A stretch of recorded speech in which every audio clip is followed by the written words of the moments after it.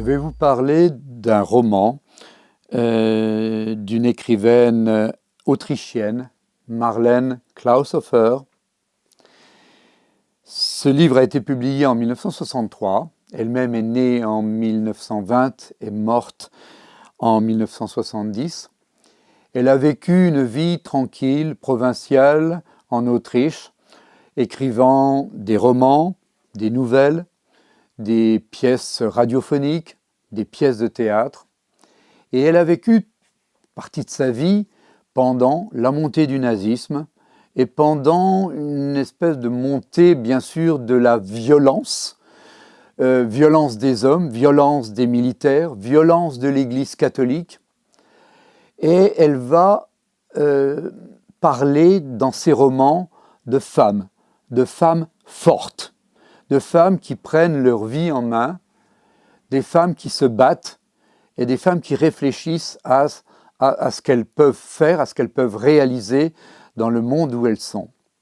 Alors, ce mur invisible, c'est une espèce de chose qui se produit sans qu'on l'explique, un peu comme Robinson Crusoe. Robinson Crusoe fait naufrage, il arrive sur une île et il va devoir apprendre à vivre et il va trouver vendredi. L'héroïne du roman se trouve un matin dans une espèce de bulle fermée par un mur invisible contre lequel elle se bute et qu'elle ne peut pas franchir. Son territoire, c'est un peu de forêt, quelques collines, une maison, un chalet où elle est, et puis une étable où il y a une vache, et puis avec elle une chatte enfermée dans le chalet. Elle se trouve coincée dans cet univers dont elle ne peut pas sortir, et elle va devoir se battre pour chasser, pour planter des légumes, des fruits, pour faire les foins, pour nourrir la vache, pour survivre.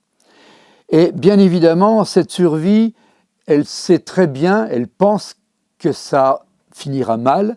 Donc ça se présente, le récit, un peu à la première personne, comme une espèce de bouteille à la mer. Elle va laisser ses carnets où elle écrit en se disant que quand elle sera morte, quand cet épisode de la civilisation, vraisemblablement une espèce de catastrophe mondiale, sera terminé, et bien que le mur s'ouvrira et qu'on trouvera le récit de ces 2 années où elle survit dans son chalet avec la vache, avec la chatte, avec des choses plus tragiques qui vont arriver vers la fin. Et elle va bien sûr passer tout ce temps-là à se dépasser elle-même physiquement en faisant des choses dont elle ne se croyait absolument pas capable. Elle va s'endurcir, survivre, et puis en se disant que peut-être son témoignage servira à quelque chose. Et c'est un récit absolument extraordinaire qui a fait l'objet d'ailleurs d'un beau film.